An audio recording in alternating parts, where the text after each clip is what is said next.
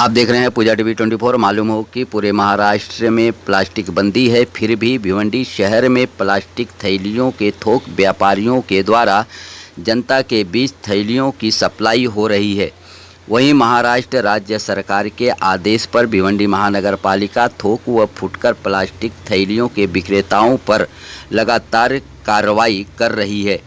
इसी क्रम को जारी रखते हुए भिवंडी महानगर पालिका के आयुक्त व प्रशासक अजय वैद्य के आदेशानुसार पर्यावरण विभाग की टीम ने एक बड़ी कार्रवाई करते हुए 500 किलो प्लास्टिक थैली बरामद कर नजराना के पास विनोद कुमार मगन लाल पसानी नामक दुकानदार पर 10,000 रुपये का दंड वसूल किया। यह कार्रवाई सुदाम जाधव, अनिल अवार्ड, सोमनाथ सोष्टे, हनुमान महात्रे, संजय केने व विपिन गायकवाड़ आदि अधिकारियों की टीम ने आयुक्त अजय वैद्य के आदेशानुसार छापामारी की। इस कार्रवाई को लेकर महानगर पालिका आयुक्त व प्रशासक अजय वैद्य ने क्या कहा, देखें इस विशेष रिपोर्ट में।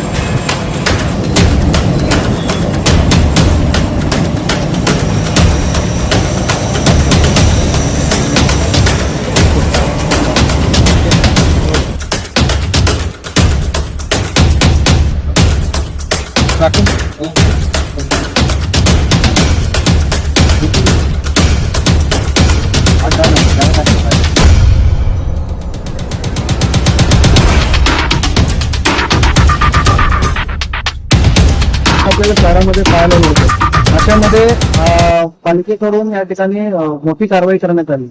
आमच्या महापालिकेचा जो पर्यावरण विभाग आहे त्याच्या अंडर ते संपूर्ण प्लास्टिकच्या विषयी आम्ही कारवाई करतो आहोत।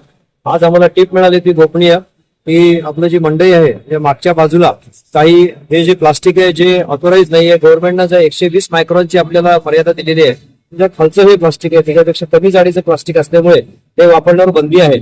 असे असताना सुद्धा आपले जे आता येणारे उत्सव आहेत आणि सण आहेत त्याच्या पार्श्वभूमीवर बऱ्याचशा ठिकाणी अशा प्रकारच्या प्लास्टिकची विक्री किंवा ग्राहकांना अशा प्रकारचा माल ह्या प्रकारच्या प्लास्टिक विकून दिला जातो, ही जशी आम्हाला बातमी कळली तशी आमच्या पर्यावरण विभागाने तत्काळ कारवाई केली। 10,000 रुपये पेनल्टी आम्ही मारलेली आहे आणि ती पेनल्टी सुद्धा वसूल झालेली आहे। आणि आपण इथे बघतात जवळपास अर्धा टन माल आमच्या पर्यावरण विभागाने चालू पकडलेला आहे। ही कारवाई यापुढे देखील चालू राहील। आपले महाराष्ट्राचे माननीय मुख्यमंत्री श्री एकनाथ शिंदे साहेब यांनी आदेश दिलेला आहे सर्वांना की आपल्याला पर्यावरणपूरक उत्सव साजरे करायचे आहेत। आपल्या शहरामध्ये पर्यावरणपूरक उत्सव साजरा करण्यासाठी हा जो बंदी असलेला प्लास्टिकचा भाग आहे हा कुणी वापरू नये अशी मी सर्वांना इथे आवाहन करतोय। भिवंडी निजामपूर शहर महानगरपालिकेचे नागरिक, त्याचप्रमाणे व्यापारी आणि त्याचप्रमाणे विक्रेते या सर्वांना मी आवाहन करतोय की बंदी असलेले प्लास्टिक वापरू नका, त्याच्याऐवजी आपण कापडी पिशव्याचा वापर करू। पर्यावरण पूरक जे आहे, पर्यावरणाला अनुकूल आहे असे जे साहित्य आहे या साहित्याचा वापर करू। कृपा करून याची सर्वांनी नोंद घ्यावी। थर्मोकोल आणि हे बंदी असलेले प्लास्टिक याचा वापर सर्वांनी टाळला पाहिजे। ही आमची ही सुरुवात आहे कारवाईची, याच्यापेक्षाही जास्त कारवाई यापुढे चालू राहील। येणाऱ्या सणाच्या पार्श्वभूमीवर अशा प्रकारचा माल भिवंडी शहरात जर उतरला असेल तर त्या गोडाऊनची पाहणी करून आमचं जे पथक आहे, आपण इथे बघता ते सगळे पथकातील अधिकारी कर्मचारी आहेत, यांना आम्ही सांगितलेलं आहे की तुम्ही टिप्स घ्या मार्केटमधून आणि त्या टिप्सच्या आधारे तत्काळ कारवाई करा। वापर करण्यासाठी थर्माकोलचा वापर मोठ्या प्रमाणात होतो। अशांमध्ये देखील कारवाई होणार आहे। हो, थर्माकोलचा वापर सुद्धा बंदी घातलेली शासनाने, त्याच्यामुळे त्याचा सुद्धा वापर करता येत नाही। त्यामुळे ह्याचा सुद्धा कोणीही आपल्या सजावटी करता वापर करू नये ही आमची सर्वांना नम्र विनंती असेल। त्याच्याऐवजी आपण फुलांची सजावट करू शकता जे बायोडिग्रेडेबल आहे। आपल्याला एक माहिती म्हणून सांगतो की मागच्या वर्षी जो गणेशोत्सव आपण साजरा केला त्यावेळी जे आपण निर्माल्य घेतलं होतं त्या निर्माल्याचा आपण खत म्हणून वापर केलाय आणि महापालिकेच्या बागेमध्ये आपण त्याचा वापर करण्यात आलेला आहे। त्याचप्रमाणे प्लास्टर ऑफ पॅरिसच्या मूर्तीवर सुद्धा बंदी आहे। शाडूच्या मूर्त्या वापरा असं आपल्या शासनानं सर्वांना आवाहन केलेलं आहे, त्याचा पण सर्वांनी दखल घ्यावी।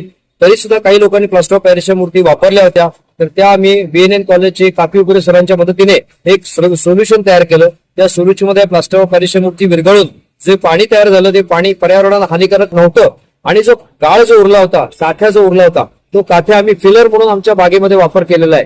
हे आपण स्वतः बघू शकताय। या प्रकारे आम्ही महापालिकेतर्फे मोठ्या प्रमाणात चांगली कारवाई करत आहोत।